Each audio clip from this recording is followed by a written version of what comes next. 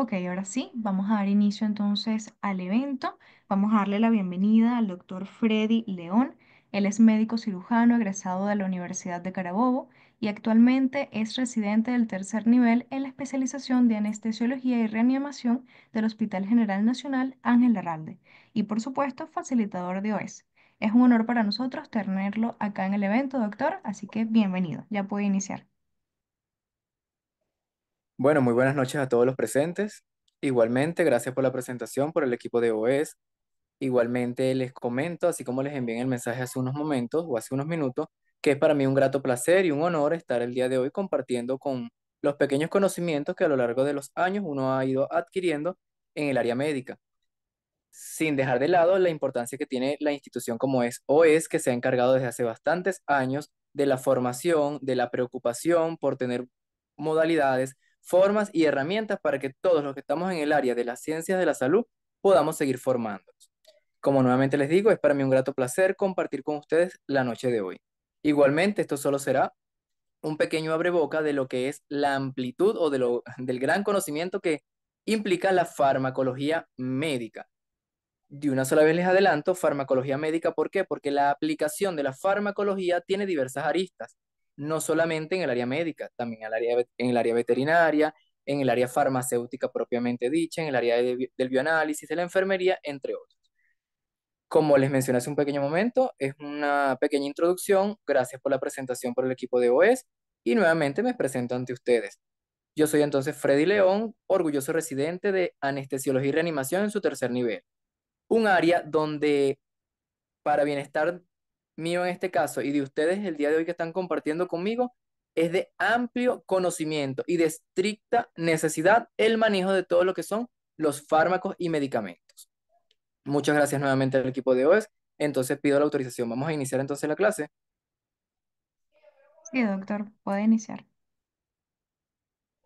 Bueno, déjeme entonces compartir aquí la presentación.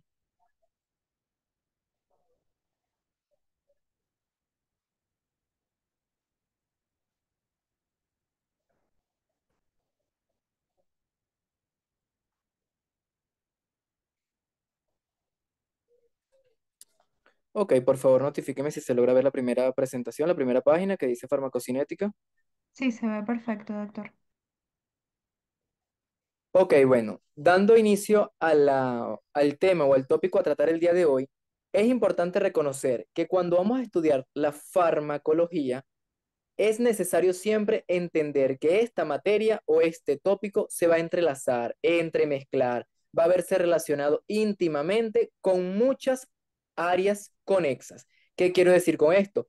Es de suma importancia tener recuerdos o si no se tienen, repasarlo con lo que tiene que ver con fisiología, fisiopatología, anatomía, incluso histología y embriología.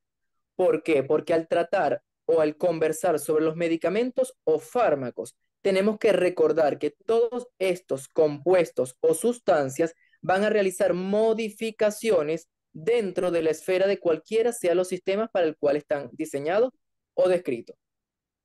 Por lo tanto, no solamente es entender cuál es el nombre de un medicamento y para qué lo utilizo, sino entender cuáles son las diversas aplicaciones que puede tener como reacciones adversas, como efectos colaterales, asimismo cómo puede ser la vía de administración y por ende todo lo que va a suceder después de una simple administración de sea cual sea el medicamento.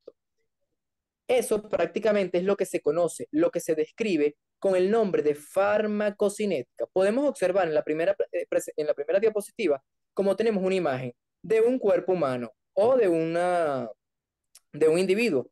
Como bien describen todos los que ya han pasado, los que están estudiando y los que ya son colegas, lo que llama uno o lo que describen posición anatómica. Fíjense que allí tiene cuatro palabras importantes, que son lo que es la absorción, distribución, metabolismo y excreción.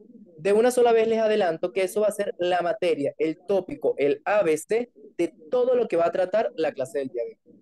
¿Por qué? Porque así se le conoce exactamente a la farmacocinética, como esa abreviación. ¿Cuál es la abreviación o el acrónimo? ADME. La A de absorción, la D de distribución, la M de metabolismo y la E de excreción. Hay muchas literaturas que ahora contemplan el acrónimo como LATME, es decir, al principio o antes de la absorción de cualquiera sea el medicamento que estemos hablando, está la liberación. Otras literaturas contemplan la liberación dentro de la misma absorción. No los quiero complicar desde el primer momento. ¿Qué les quiero mencionar y quiero que quede sumamente claro desde el primer momento? Es que cuando hablamos de farmacocinética, tenemos que entender que vamos a estar hablando siempre de cuatro términos básicos.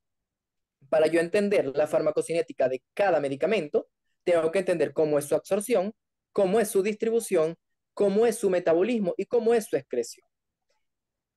Puede que existan algunos miembros en el chat o en el foro de hoy que quizás no sean médicos, puede que sean de otras áreas de ciencias de la salud, pero normalmente la aplicación de la farmacología médica contempla no solamente una presentación de un medicamento y un uso o una aplicación.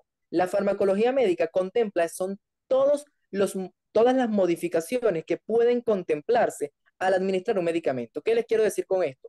Muchas son las ramas de la ciencia de la salud donde pueden entender y contemplar para qué se usa el acetaminofén, para qué se usa la ampicilina sulbactam. No solamente tienen que ser médicos para saber o entender cuál es el medicamento y para qué se utiliza la aplicación. Ese manejo tópico general lo pueden tener muchas áreas de la salud, pero lo que nos diferencia al personal galénico o a los galenos o a los médicos es precisamente lo que estamos comenzando a estudiar el día de hoy, que es la farmacología médica como tema importante y principal o de inicio la farmacocinética, porque precisamente la farmacocinética de cada medicamento es estudiada por los médicos. ¿Por qué? Porque para nosotros no es simplemente importante conocer nombre de un medicamento y para qué lo uso, sino entender cómo se va a absorber, criterios o complicaciones o consideraciones para la absorción, consideraciones para ver cómo se distribuye, consideraciones para cómo se va a metabolizar o biotransformar y consideraciones para ver cómo se va a excretar. Porque de ahí radica el arte de la medicina. No es solamente administrar un acetaminofén para una fiebre, es entender que un acetaminofén vía rectal puede tener un inicio de acción un poco precoz en comparación al inicio vía oral, o puede ser una contraindicación en un paciente que sea alérgico al acetaminofén, o puede ser otra contraindicación en un paciente plaquetopénico o trombocitopénico. Quizás les hablo rápido, pueden igualmente comentarme o decirme si voy algo rápido, pero este tema es apasionante. Quiero que entiendan cuál es la importancia solamente de una primera diapositiva. Fíjense cómo es la interpretación de lo que es la farmacocinética, un tema muy, muy conocido por el ámbito médico. Y todos aquellos que estamos en formación, porque todo el personal médico, sea cual sea la especialidad, los años de graduado, los títulos que posea, siempre está en continua formación. Y todo aquel que considere que no lo está, ya hemos entonces empezado mal. Todos los días aprendemos algo nuevo, y más en la evolución actual que sabemos que todo está en constante actualización y la farmacología no escapa de ello. Vamos entonces con este pequeño breboque, como les estoy diciendo, a continuar. Farmacocinética. Como denominación, por favor, dígame si se pasó la diapositiva.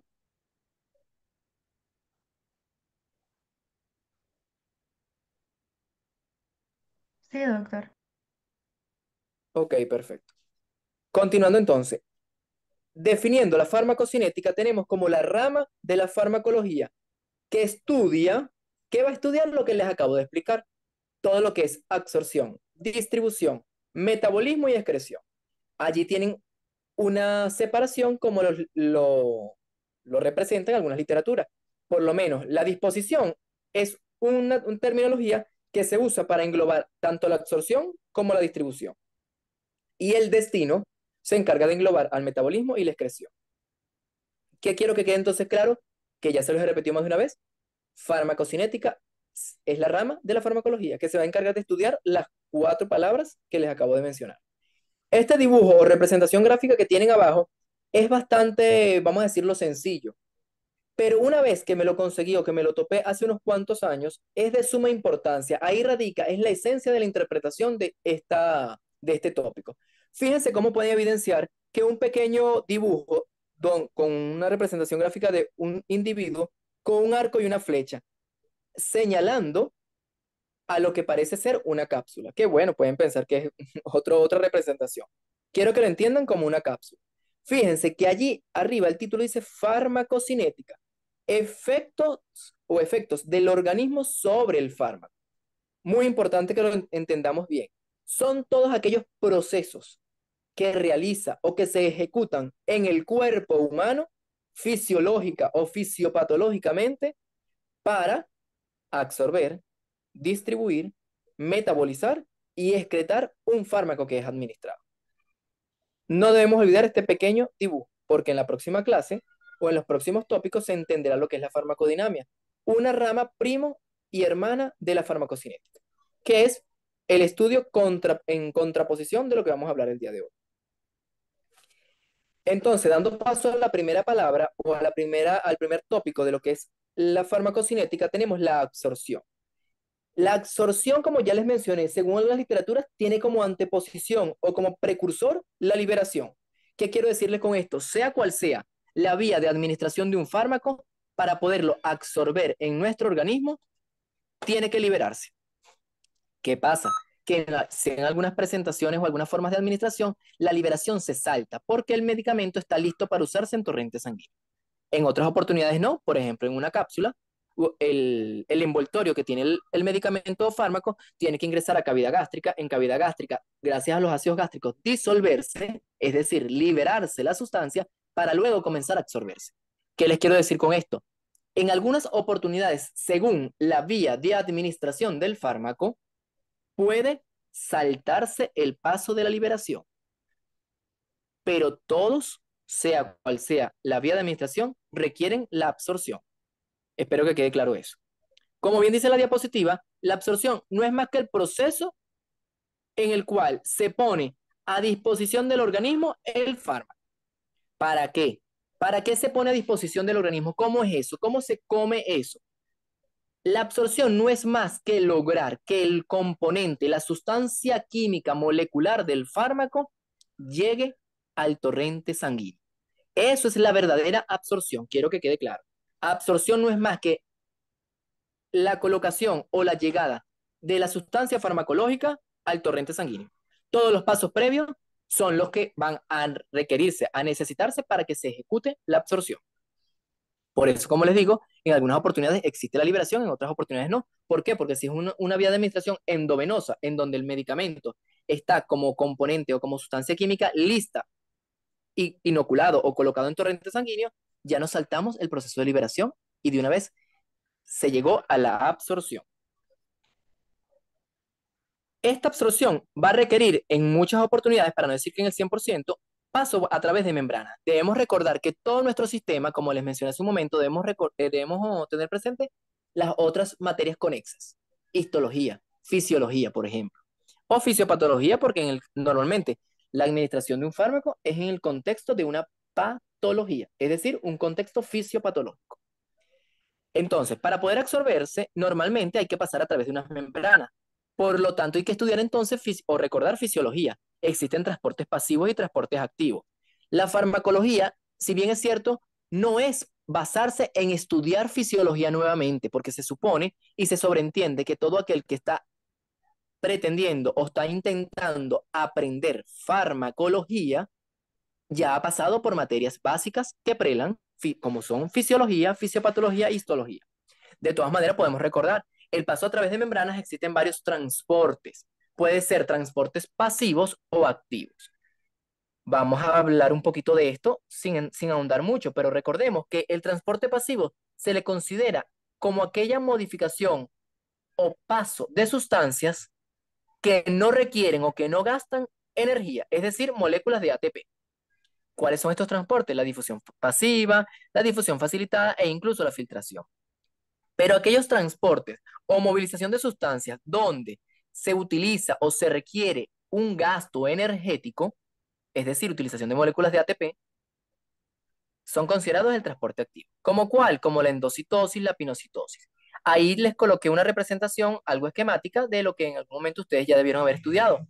Por ejemplo, la endocitosis o la fagocitosis, que es un tipo de endocitosis, no es más que la envoltura o el acoplamiento de una sustancia envuelta por una célula. ¿Para qué? Bien sea para degradación, bien sea porque es una sustancia o ser vivo que puede estar ocasionando algún daño a nuestro cuerpo, etcétera.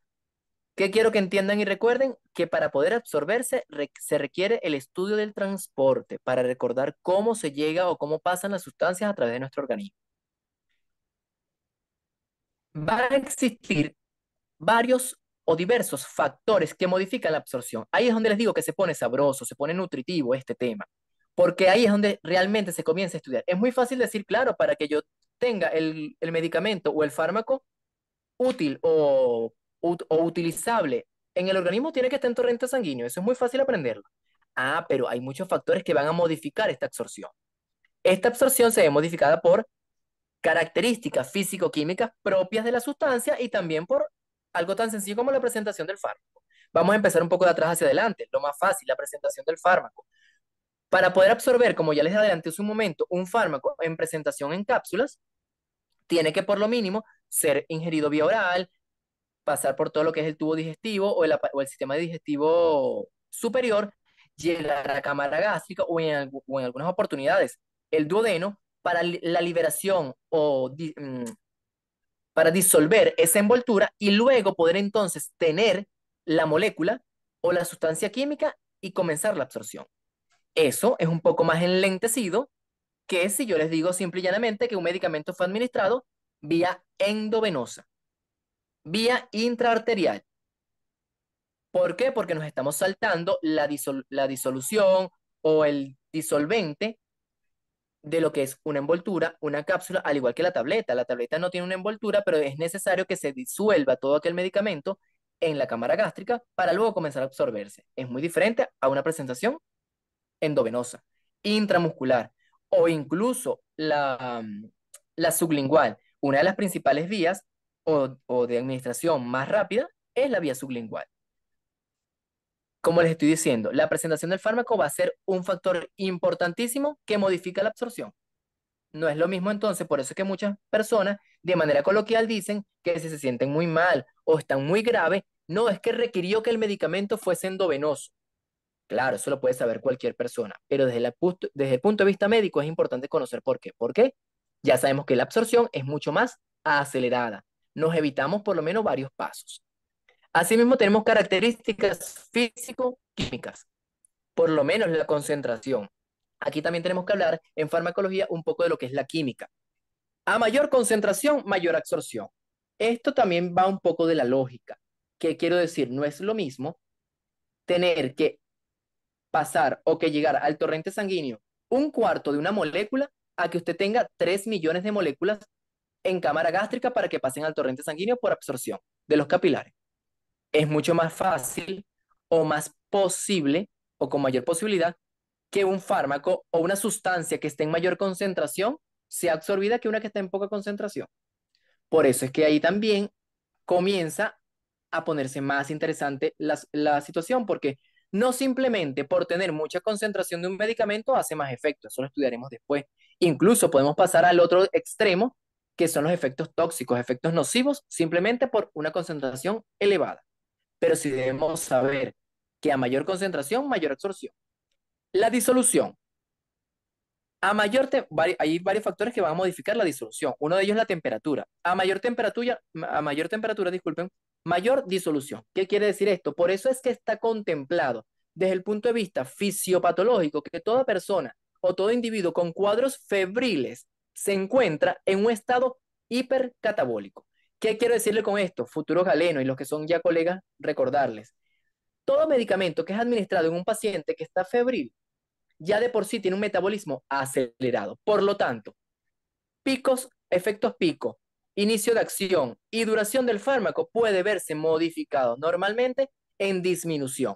Por lo tanto, es importante recordar que fisiopatológicamente, cuando hay mayor temperatura, hay mayor disolución. Es más rápido la utilización del fármaco, pero así como se utiliza más rápido, se acaba más rápido. Viscosidad. A mayor viscosidad, menor disolución. Es inversamente proporcional. ¿Qué quiere decir? Todo aquello que sea de mayor viscosidad, de alta densidad, es más difícil absorber. Eso es normal. ¿Me iban a decir algo?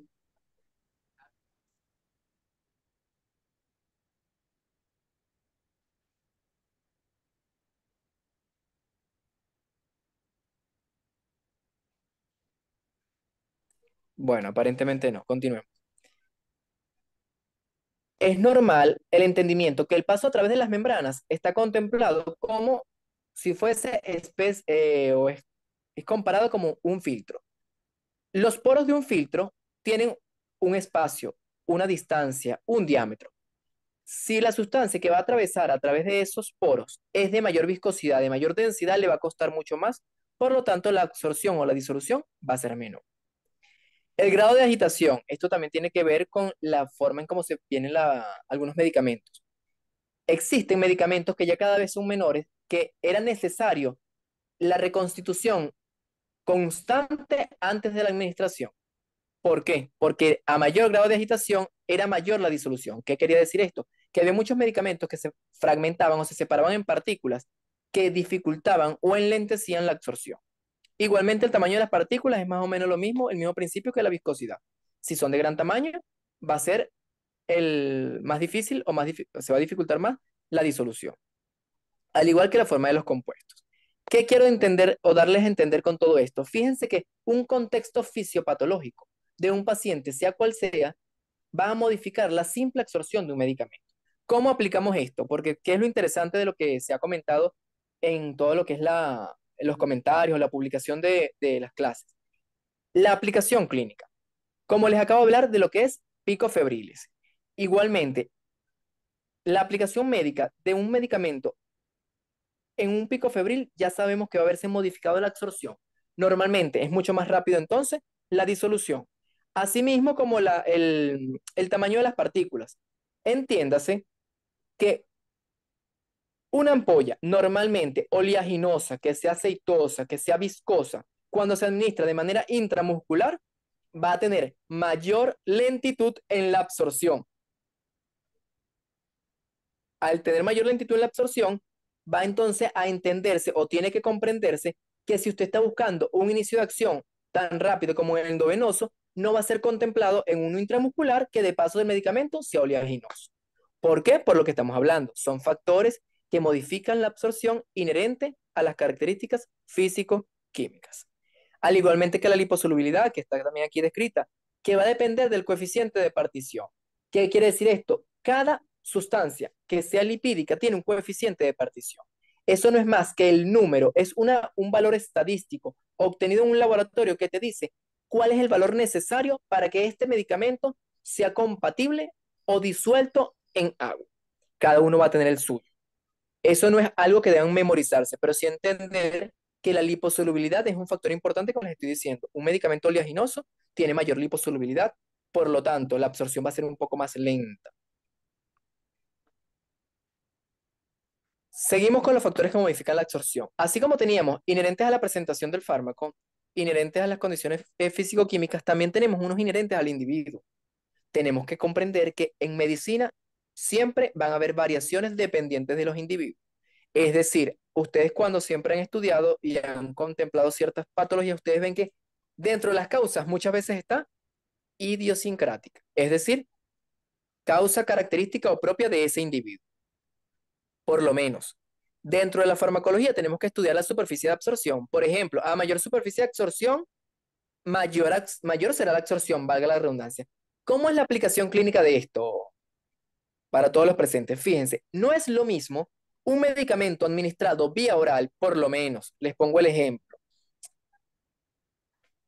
una vitamina B12. La vitamina B12 tenemos que comprender y recordar que tiene absorción en las primeras partes o en las primeras porciones del intestino delgado y se describen, según las literaturas, que en cámara gástrica. Les pongo el ejemplo entonces. Si una persona tiene una gastrectomía, ha tenido una obstrucción intestinal, tiene una derivación colónica, la superficie de absorción fue modificada.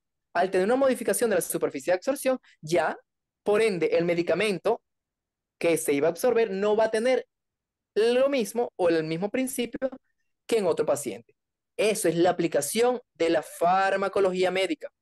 No es solamente entender y saber para qué me sirve algo. Vitamina B12, sí, sirve para tal cosa. Es entender, dar la aplicabilidad. Eso es la aplicación clínica, médica. Al igualmente que el flujo sanguíneo regional. A mayor flujo sanguíneo regional, mayor absorción. Claro, es obvio por lo que ya les he venido mencionando. No les comenté que la absorción no era más que la colocación del medicamento o sustancia en torrente sanguíneo. Por lo tanto, un medicamento que sea utilizado, administrado para ejercer un efecto, vamos a poner el ejemplo clásico. Usted está administrando un medicamento, por lo menos un antibiótico vía oral para un paciente que tiene una infección de piel y partes blandas, un paciente diabético que tiene un, una infección de piel y partes blandas, una gangrena gaseosa, por ejemplo, o un pie diabético. Que para todos aquellos que no lo hayan visto, les puedo mencionar que el pie diabético normalmente puede ser una sobreinfección, una infección de piel y partes blandas con compromiso del flujo sanguíneo. Normalmente son pacientes que a la larga, si no se cuidan, hacen placas de ateroma, hacen restricción del flujo, hacen isquemia y por lo tanto necrosis.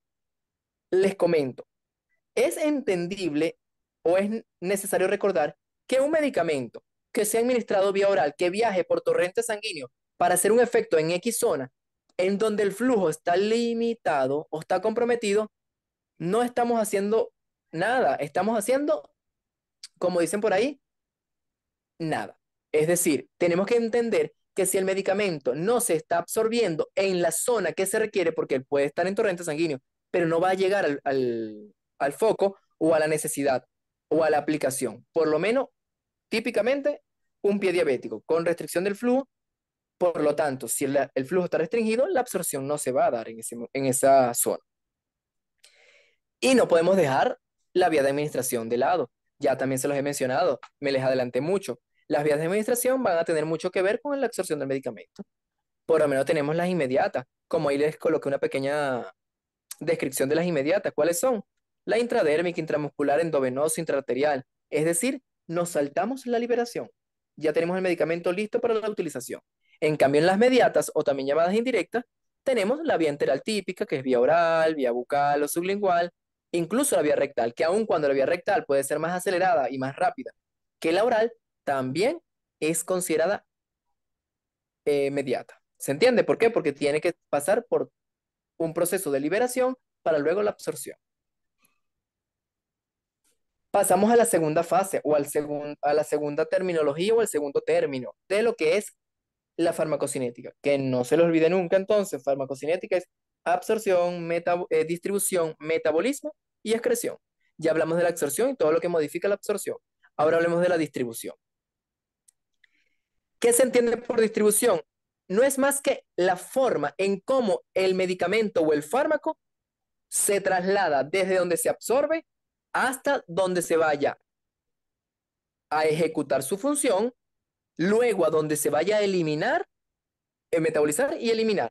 ¿Qué les quiero decir con esto? La distribución no es más que después que el medicamento se absorbe el torrente sanguíneo, cómo se traslada, cómo viaja hasta el sitio donde tiene que hacer efecto, luego donde se vaya a metabolizar y luego excretar. Entonces es un paso, ya saben que es el paso secundario. Primero se absorbe, cae el medicamento en torrente sanguíneo para luego entender cómo se va a trasladar o a distribuir, valga la redundancia, para llegar a hacer su función. Van a haber varios factores que condicionan la distribución. Uno de ellos, características físico-químicas del fármaco. Ya les mencioné, va de la mano con el anterior. La solubilidad. Hay medicamentos que si son poco solubles en agua o son más que todo hidrofóbicos o liposolubles. ¿Qué les quiero decir con esto? Hay medicamentos que son oleaginosos, como les mencioné, o son liposolubles, que requieren de proteínas para viajar en el torrente sanguíneo. ¿Por qué? Porque sabemos que el aceite y el agua no se comparten, no se mezclan. Por lo tanto, todos aquellos medicamentos que tengan poca solubilidad en agua requieren transportadores, que en su mayoría son proteínas. Por lo tanto, un medicamento que sea de solubilidad de poca solubilidad en agua, requiere que el paciente tenga buenas proteínas plasmáticas. Vamos con la aplicación clínica. Un paciente que se le administre un medicamento X, por lo menos, les pongo el ejemplo, puede ser un antibiótico, puede ser un antihipertensivo, que requiera transporte o unión a proteínas plasmáticas y sea un paciente hipoproteinémico, sea un paciente hepatópata que tiene la albúmina, que tiene la albúmina, la relación albúmina globulinas disminuida, bien sabemos que su efecto y su vida media del fármaco en ese individuo va a estar depletada, va a estar disminuida, va a estar alterada. ¿Por qué? Porque sabemos que la solubilidad va a modificar si el medicamento puede o no ser trasladado en el plasma, que sabemos que predominantemente es agua. Aquí también está descrito lo que ya les mencioné, la fijación a proteínas plasmáticas. La principal proteína transportadora, la albúmina. Tenemos las globulinas también, tenemos las alfa-glicoproteínas. Tenemos un sinnúmero de proteínas. ¿Cuál es la principal o la más abundante? La albúmina. ¿Qué les quiero decir? Aplicación clínica. Un paciente con hipoalbuminemia es un paciente de estricta vigilancia y de difícil manejo farmacológico. Por eso, todos aquellos que sean internistas, que quieran ser internistas o que les guste la materia, pueden notar o percibir que muchos de aquellos pacientes que están hospitalizados y están hipoalbuminémicos les piden, les solicitan albúmina. ¿Por qué? Porque todo o la mayoría de los medicamentos que son administrados requieren unirse a proteínas. Si no hay el carrito transportador, no se distribuyen los medicamentos. Más abajo aquí les menciono que el fármaco libre es el único activo y capaz de difundir hacia el órgano diana, mientras que el que está unido a proteína es el que actúa como reservorio. Por eso les mencioné un medicamento que no, o mejor dicho, un paciente que tenga pocas proteínas no va a tener reservorio. Entonces el medicamento puede hacer efecto en un primer momento, pero no va a mantenerse o no va a tener la vida media necesaria o la habitual que tendría un paciente que tenga su albúmina en 5 gramos. No es lo mismo que un paciente, por lo menos típicos pacientes oncológicos que son hipoproteinémicos, hipoalbuminémicos, son aquellos pacientes que el tratamiento médico y farmacológico es delicado, es restringido, tiene modificaciones, precisamente porque no hay distribución.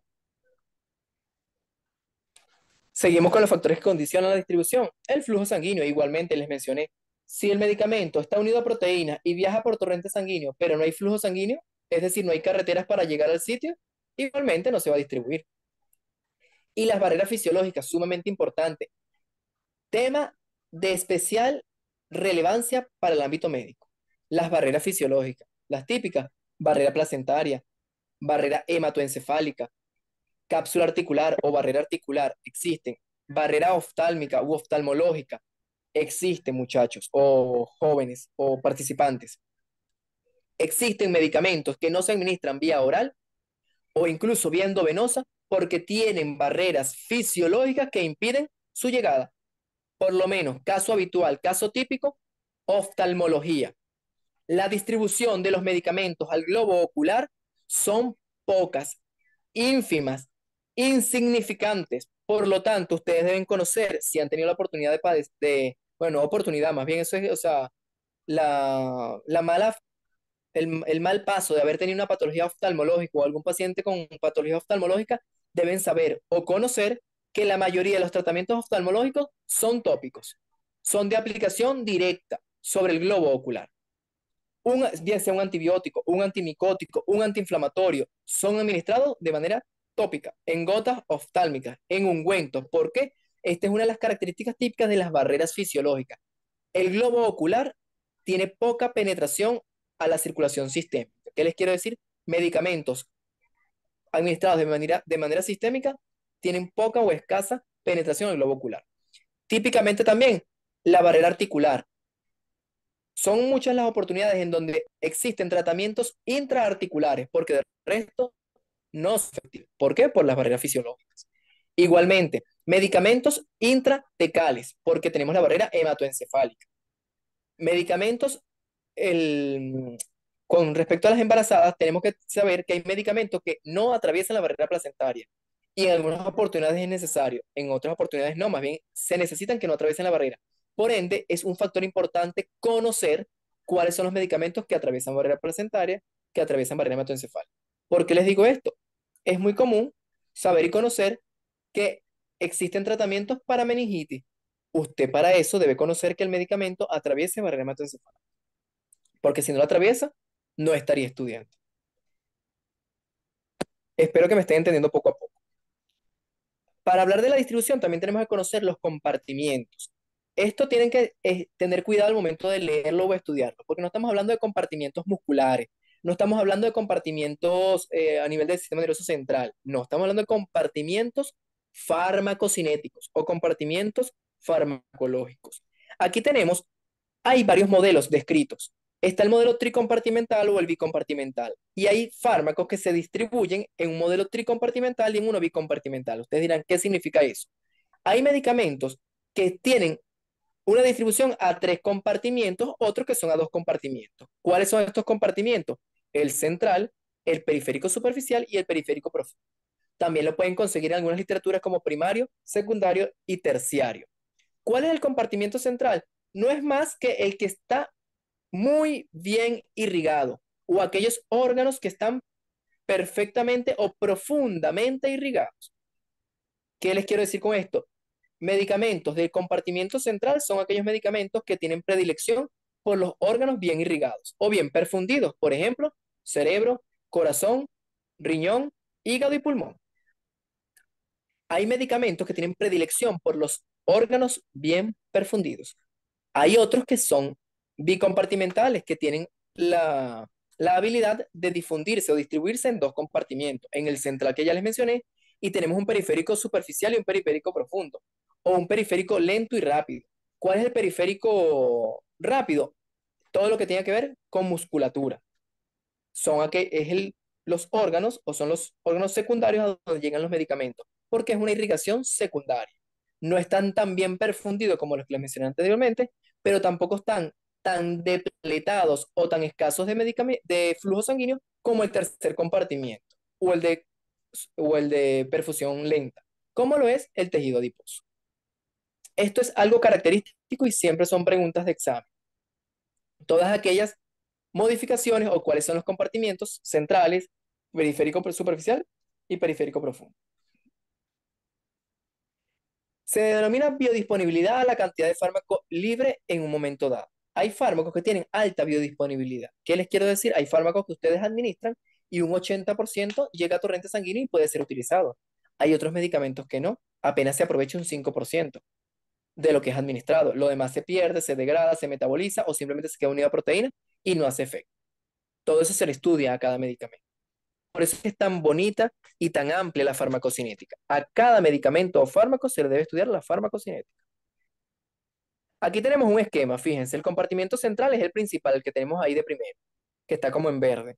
Y tenemos en conexo o a sus lados tenemos el compartimiento periférico rápido y el periférico lento. Como ya les mencioné, lo principal son el compartimiento central, órganos bien perfundidos, cerebro, corazón, riñón, pulmón, hígado. Después tenemos los compartimientos accesorios, bien sea el secundario como la musculatura o el terciario como lo que es el tejido adiposo. Para luego, fíjense cómo es una vía bidireccional del central a los periféricos, pero del central siempre va a la eliminación y el metabolismo, de manera correcta debería ser metabolismo para luego eliminación.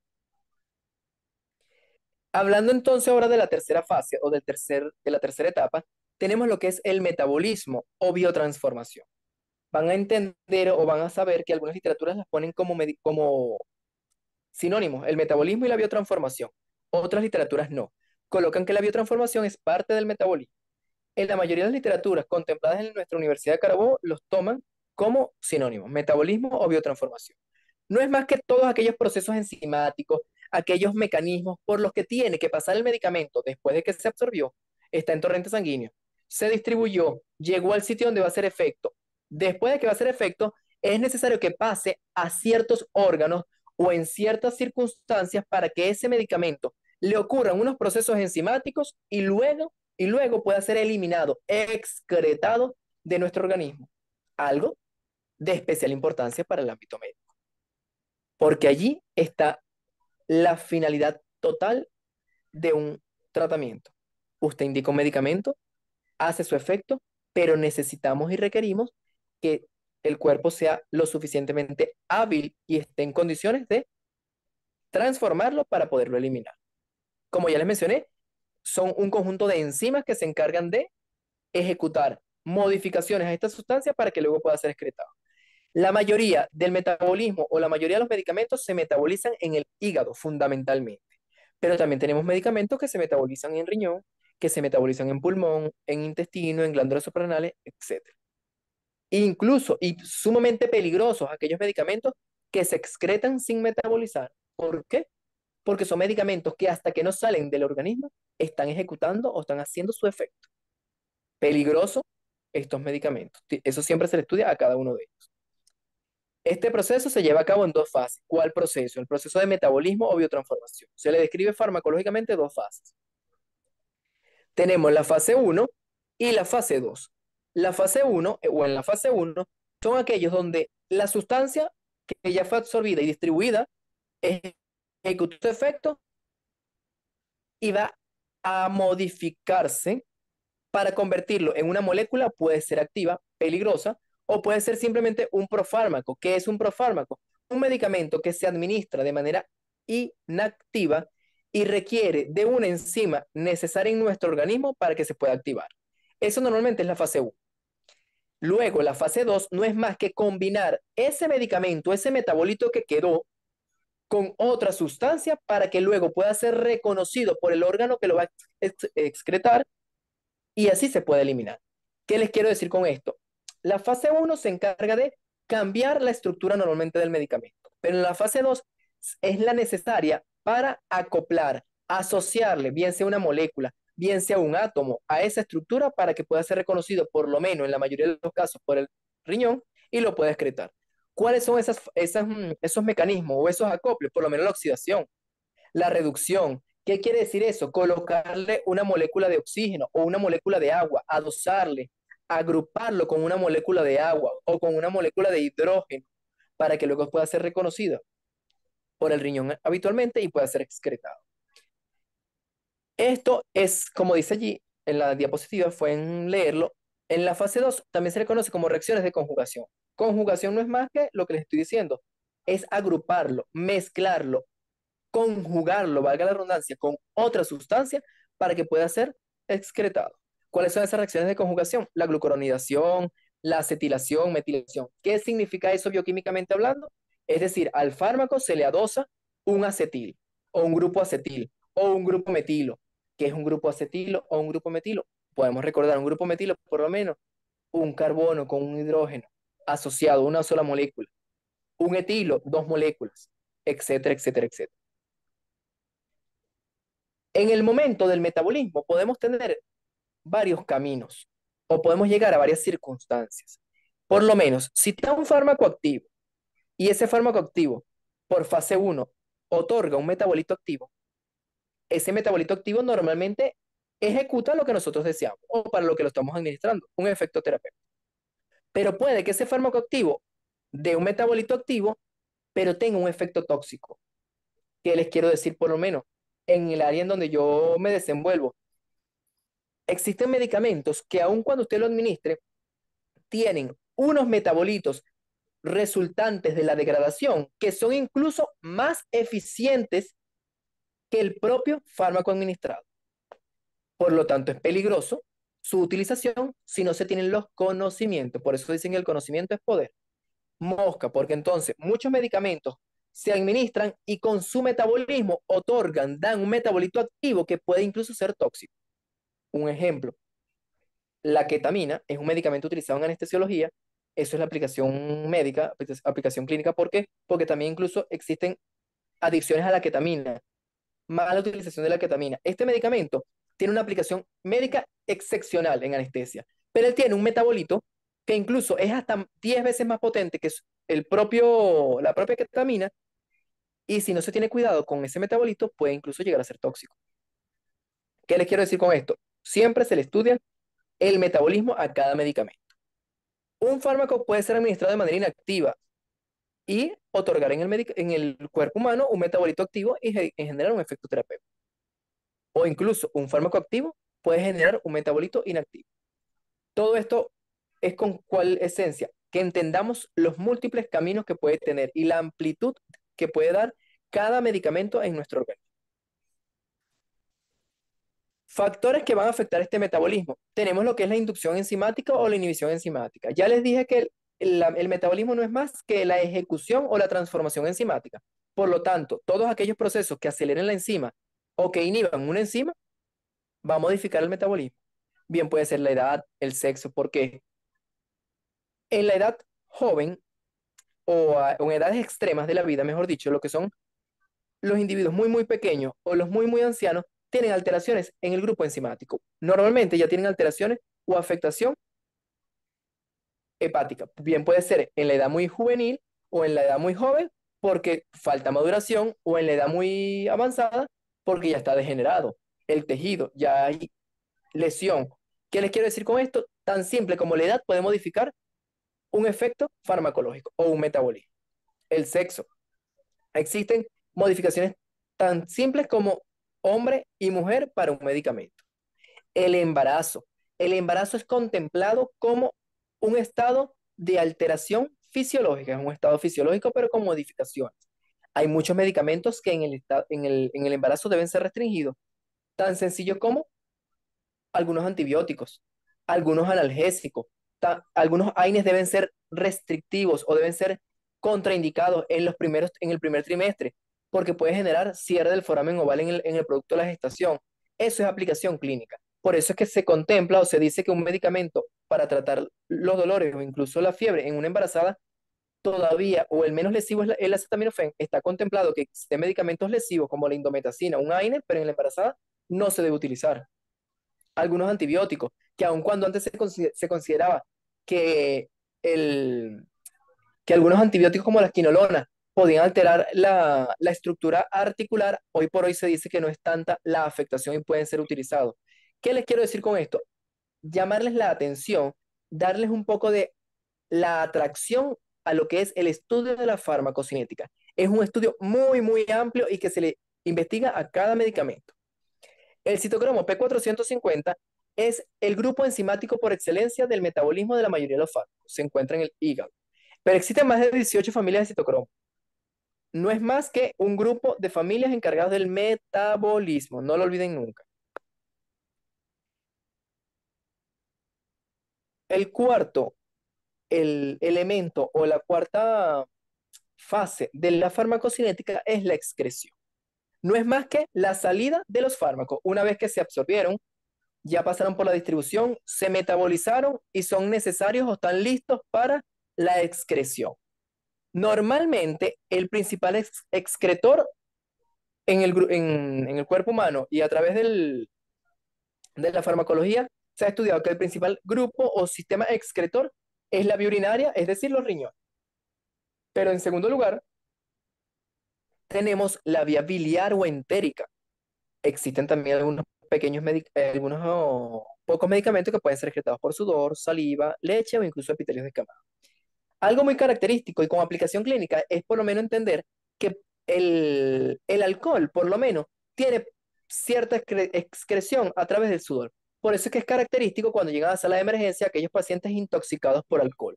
¿Por qué? Porque nada más con el solo sudor se puede oler o se puede conocer que el paciente está intoxicado con alcohol.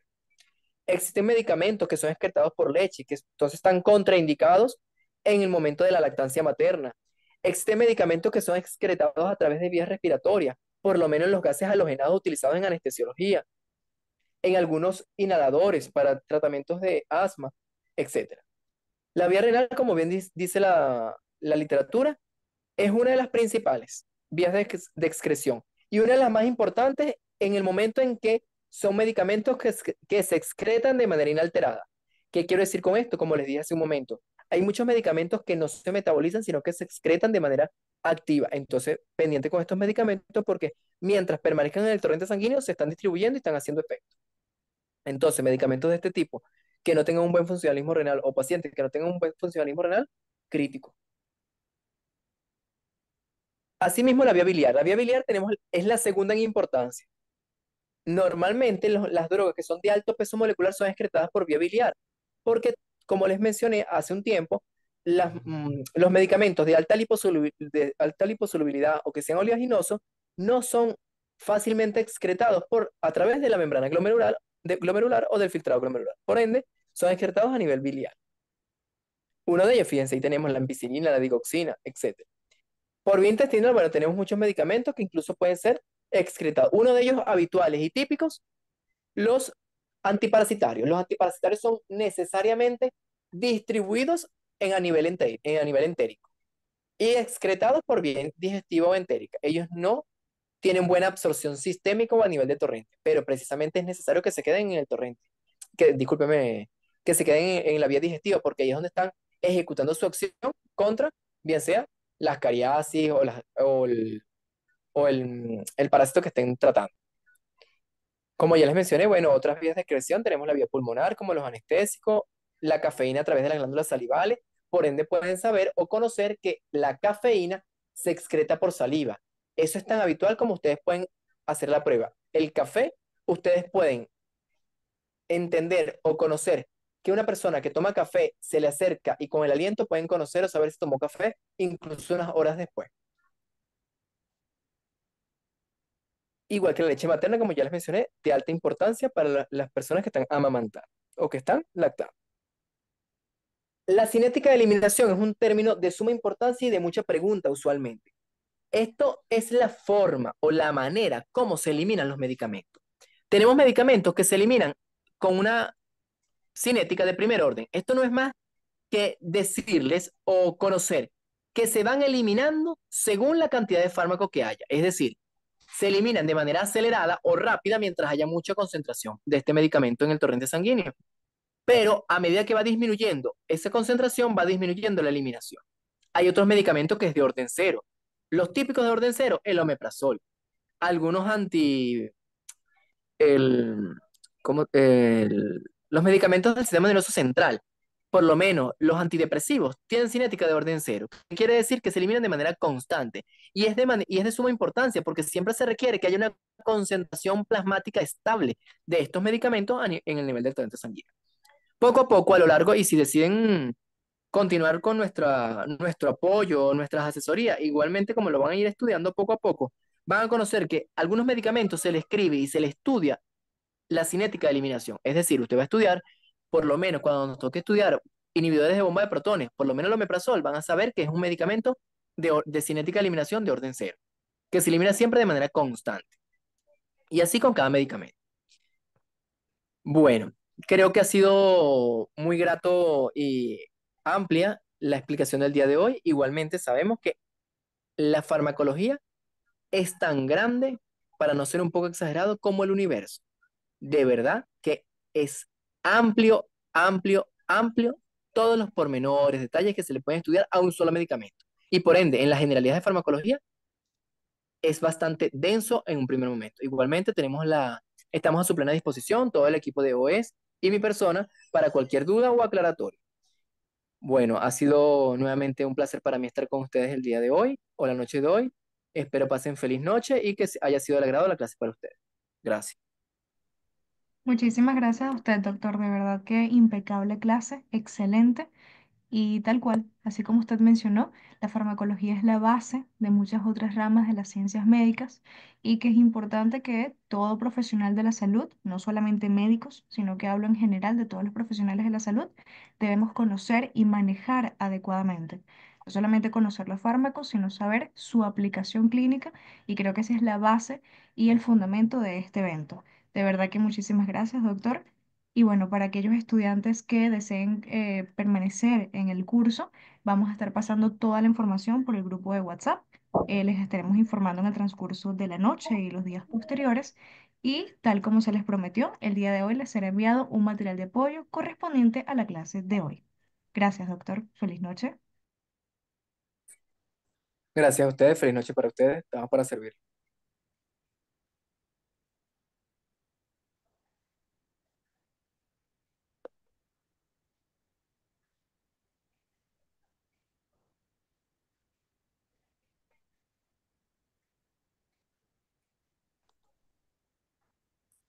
Hasta luego, pues feliz noche para todos.